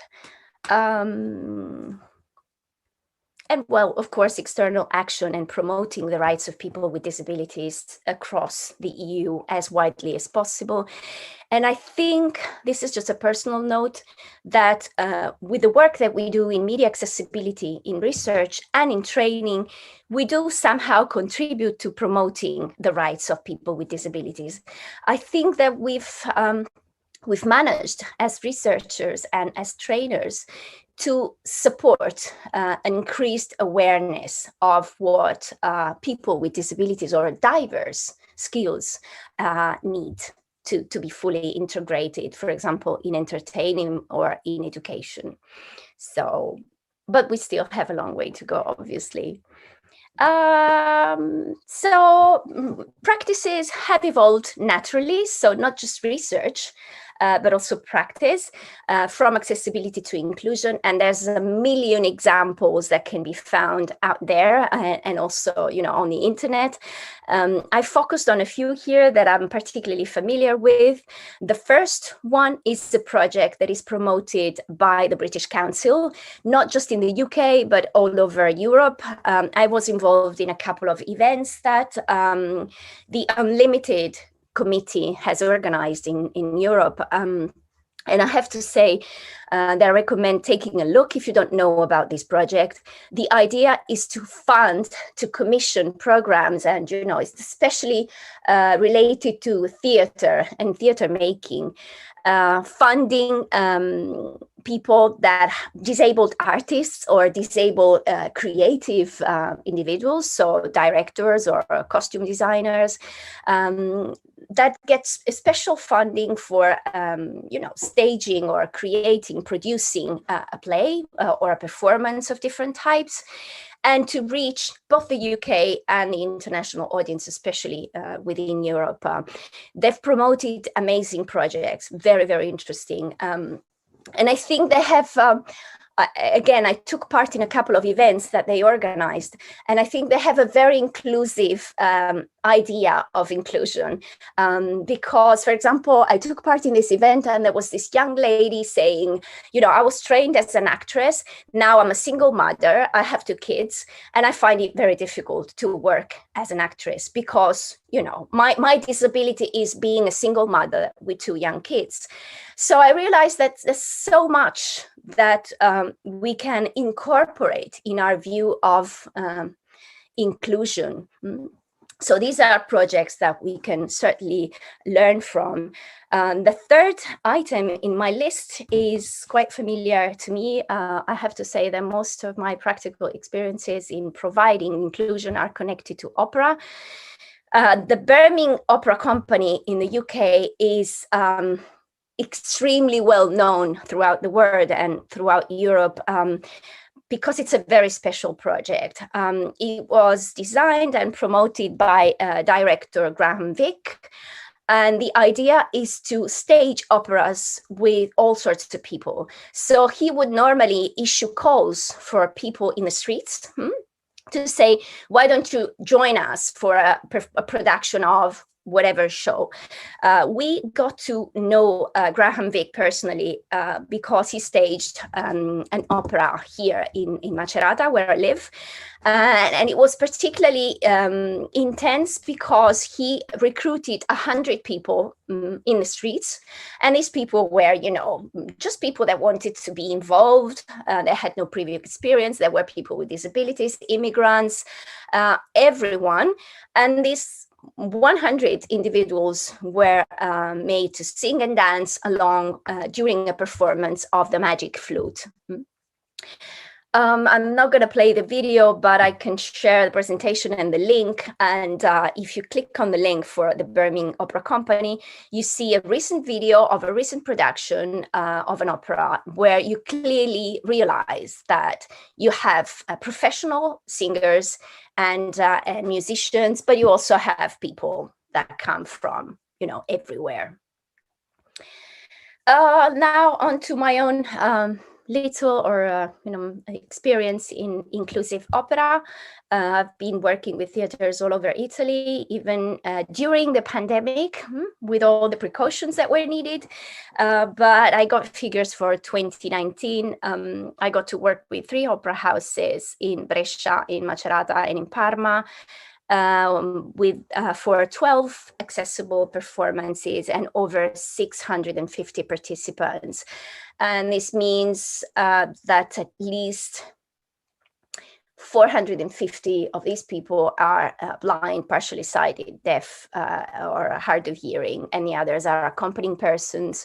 Because again, since inclusion is very much at the core of what I do and what I teach, I always want people to come to a performance with someone that a blind person needs an accompanying person, although sometimes we've had blind people that wanted to come on their own, which is very difficult also in practical terms. But anyway, although a blind person needs someone to accompany him or her, deaf people don't. So we tend to encourage participation that is definitely mixed across the different skills.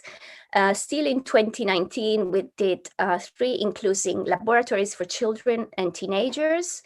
And we organized multi-sensory tours for all, most of them guided by young people with disabilities aged to 13 to 20. This final item here brought us to design and develop a project that we call the Inclusive Guides project, which we are working on this year too. The idea is to train people, young people, aged more or less from 13 to 25, with different skills. So we have blind, low vision, deaf, hard of hearing, people with a slight cognitive impairment. They just sign up for the program. They receive a small amount of money to be trained as inclusive guides, and then they can guide groups of people with different abilities and groups of kids coming out of the schools through museums and through opera houses and theaters. This project has received funding here in Macerata, so we are now into defining a training scheme for a new group of young people, so that they can then work as guides. Also, when the school starts again in September, they will be offering, with our own support, inclusive tours for classrooms, for groups from schools. In 2021, despite the pandemic and with all the due precautions, we are experimenting with tactile music, and we are offering multisensory experiences with revolving around the smells and perfumes of operas. This is one of the, I call it in Italian, Progetto del Cuore, which is one of the projects that is closest to my heart. Inclusive Opera is the logo for the program that the Macerata Opera Festival has had for 14 years now.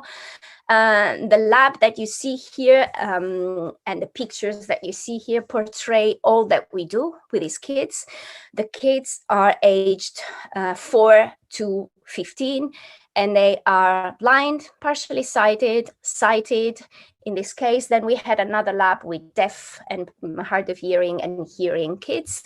In this case, in the case of blind and partially sighted and sighted kids, what we do is we write the audio description for a play, for a show, together with them. So we negotiate every single word, we negotiate sentences, we negotiate meaning, and then we record the audio description with the voices of the kids.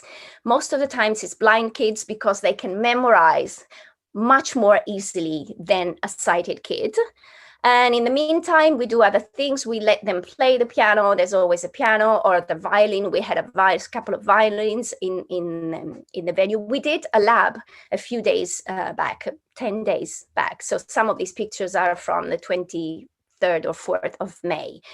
We also create tools that the kids can bring to the show, so that then when they come to the performance, and you can see the performance there, they can use the tools that they have created with us. In this case, it was rain stick, I think it's called, yes.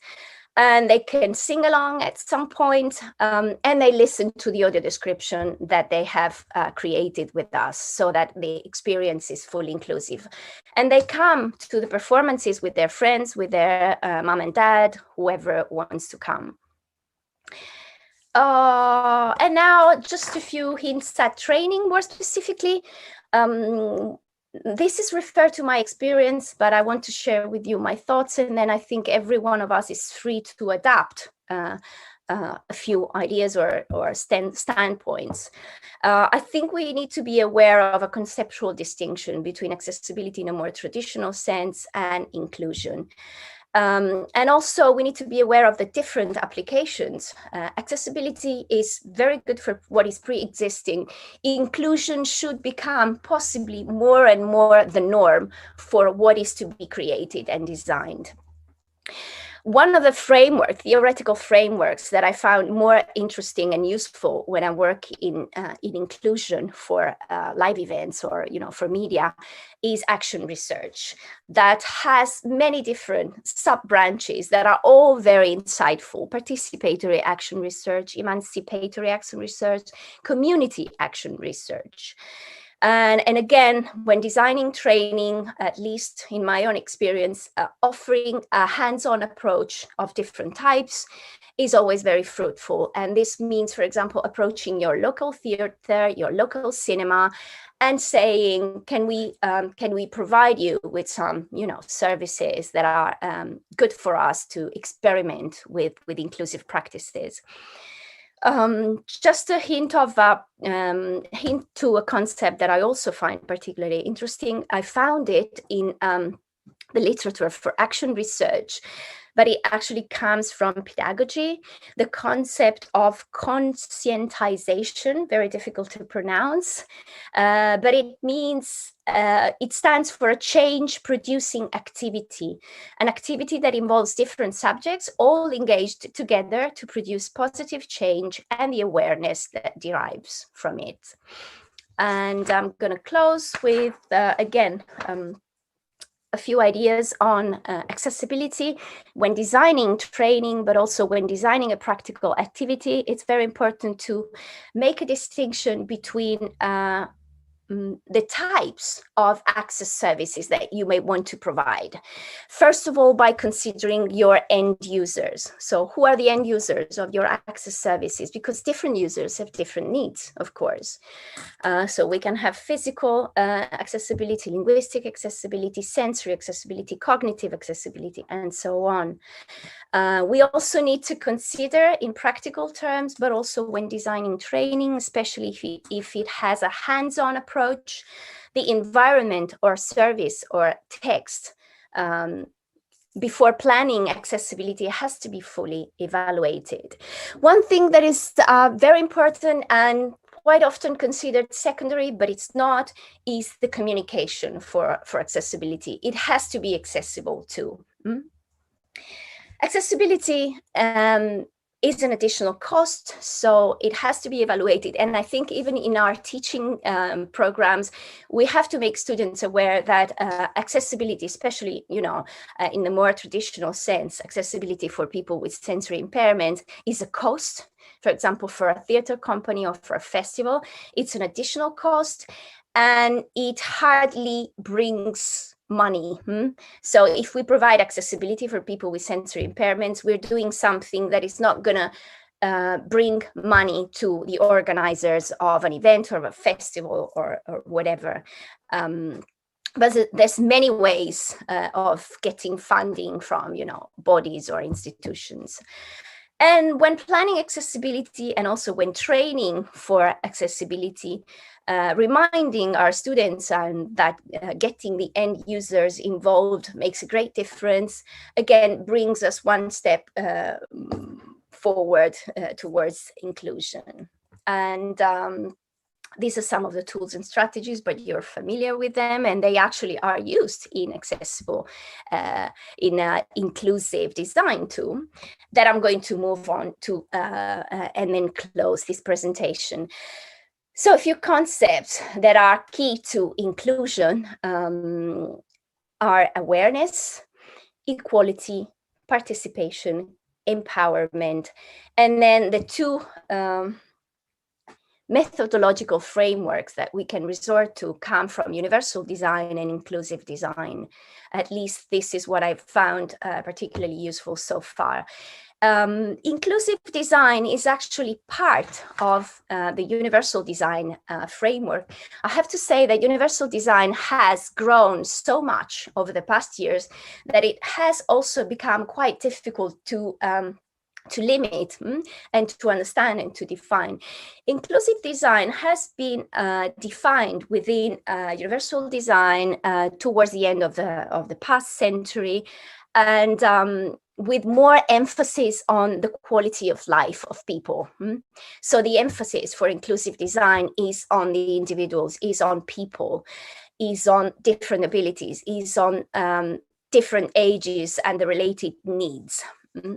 So, for example, one of the main ideas behind inclusive design is that diversity has to be considered added value, an asset. It doesn't have to draw attention to disability. Diversity concerns us all. Then among the basic principles, I've mentioned people, I've mentioned diversity. Choice means if a product or a service or a show is designed as inclusive, it has to offer to everyone the same choice in terms of what I want to listen to, how I want to enjoy a show or a performance. And this goes hand in hand with flexibility. Flexibility is related to the flexibility of use and the ease of use for people across the spectrum of diverse abilities.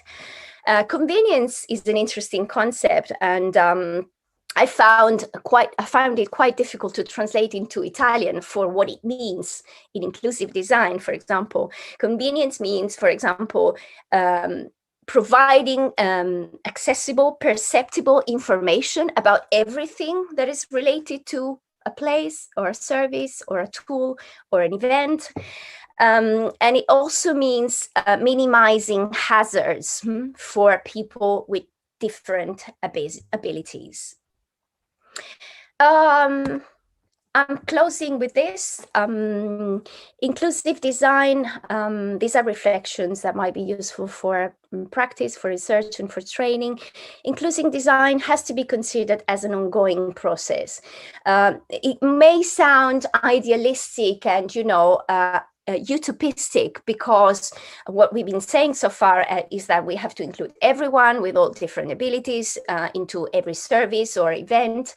But this is quite difficult, and again, what we have to do is, I guess, we have to try and make this ongoing process as stable as possible, and aiming for as thorough an inclusive design, as thorough an inclusive practice as possible. Not aiming for everything, everyone, all together at the same time. So inclusive design has to be considered an ongoing process. It is a methodology, it's not a goal. It aims to highlight diversity, and it considers it as added value. It implies sharing at all levels and stages. And again, it's a strong tool for social change. And this is it, I think. And this is me with kids on a stage and during a lab. Thank you. Thank you very much, Elena, for really amazing and inspiring presentation. And I must say I'm overwhelmed, because I was already planning to start working on all of the ideas presented by Jorge, and now we have even more. So really, thank you for this. I think it's really wonderful, and also to see maybe more complex view on what is happening in practice and in cultural sector, but not only, but mainly in cultural sector, and what is happening in training. And again, I would use the leverage to still two questions for me, because I can't resist. And the first one is related a bit to what you mentioned, because also here or in our region, we feel the difference between what Jorge described and what you mentioned, because in audiovisual translation, we say we have the companies contacting us and there's not enough people, and we are looking for experts. And in media accessibility or in accessibility and in inclusion strategies, I feel we are very often the ones who are approaching theaters, museums, for sure in Slovakia, wherever besides TV, media accessibility or accessibility is non-existent, basically, which is, very sad. But I think for me as a trainer would be that, usually we motivate our students with the fact that you are going to have a job and you are going to have a position which is going to, you're going to be successful and it's going to be super cool and everything, because that's what they are hoping for and that's what we are hoping for.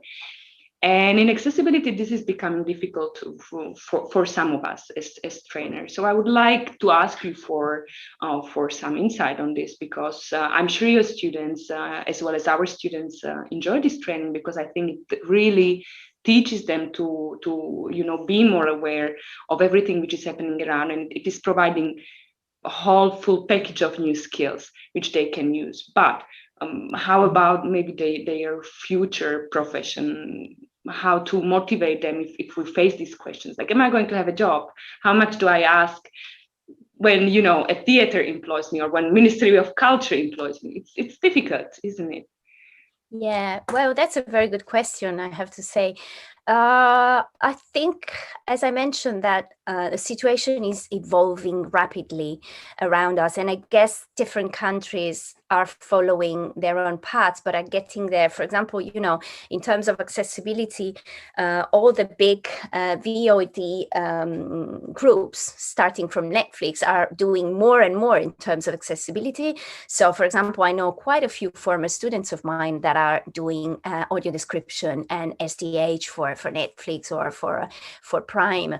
So that's one large area of work, which is maybe more traditional. Again, along the lines of traditional accessibility, whereas for all that I've been talking about that is related to my experience, I have to say that I found it not so difficult to approach theaters or museums, for example. There's a lot of work in inclusion and accessibility that is requested by museums. In my experience, it's been easier to approach a museum or a theater or a festival rather than a broadcaster that has its own modus operandi, or whatever we want to call it. So what I think we should also reflect on in terms of training, I clearly brought my own experience here and I shared it with you, is also what kind of figures we are aiming to train. Do we want to train students just more technically in terms of how you write subtitles for the deaf and audio description, or do we want to provide them with a more comprehensive framework that may lead us to find a job, for example, inside the theater company? Then I have to say that a lot of my students find jobs because I am involved in so many projects, and it's quite easy for me to scatter them all throughout Italy. But that's perhaps unique to my experience. But you have a great point there. So perhaps in designing training, sub areas should also be tackled. Like museum accessibility is a growing field. We have a small team that provides accessibility, especially to theaters, but we get requests from museums more and more frequently. And I guess this has been also spurred by the pandemic, when museums have had to redesign themselves and make themselves accessible, even not just physically, but virtually. So I think there's a lot of avenues that could be pursued. I don't know if this is a good reply to your question, though. It's a great reply because it's actually related to my second question, and we've been actually discussing this together and also with other colleagues for past few weeks, because when we are talking about the new areas, we are, and you actually touched upon it already, we are also talking about people who are missing in from my experience, cultural sector mainly, because we are being approached like, can you actually find someone who will tell me how to do this, who will provide a whole package, including linguistic accessibility, because I thought this is not a problem anymore, but I'm surprised it is for some of the live events. So, but do we actually have capacity to, again, include in our training all of these areas, or how are you maybe dealing with this? Because really what we feel that is needed out there is someone who would provide expertise for the whole event, and maybe would have the whole network. So I think this is important to tell to students as well. Yeah, that's another great point, Emilia. And actually, I replied to Rita before, and the question wasn't for me, it was for Jorge, but I replied. And Rita was saying, do we need to go back to basics and train our students in cinematic language and film studies so that they can approach audiovisual translation better? And I replied that I think this is what we need to do. I mean, that's what I try to do with my students, at least stimulate their curiosity for the history of film, for example, of media. And then I ask them to join. We have a course that is the semiotics of cinema, and it's always very helpful for them. And this is, for example, the case in a similar way, perhaps a bit more complex and still blurred, but it's indeed what we need to do.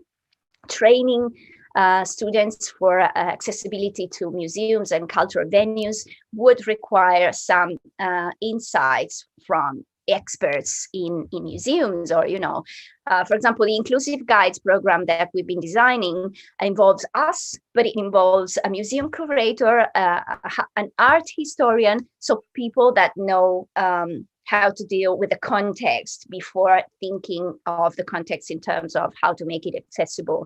Same goes for theater. I think getting some creative guys or ladies involved. So there are directors out there that are eager to open up to training in accessibility and inclusion. So yeah, I mean, to me, this is quite similar to asking our students to get training in film studies and cinematic language before, specializing in film translation or series translation, because they learn how to read the images that are going to be joined to their subtitles. So same goes for theater and museums, or these types of settings. Thank you. Thank you very much, Elena. There are a few more questions, or actually several more questions for you in question and answers. And I would also like to encourage our participants to add more. But now we can use the time for our stretching break. And Elena, if I might ask you to reply our participants in writing, even if after the break, it's not a problem, so that you get some rest as well. And so we can have 10 minutes break for now. And after that, we are looking forward to another very interesting session, which will provide insight into practices in EU institutions. And we will have one very practical session on how subtitles are being done for some of the events. And also then we will have another very interesting talk on accessibility and the strategies in the Commission as such. So I am very much looking forward to it. This session will be led by Alina Sekara. So she will be joining you for this as well. And thank you very much for now. And we will meet here 11:30. Okay, so thank you. Enjoy your coffee.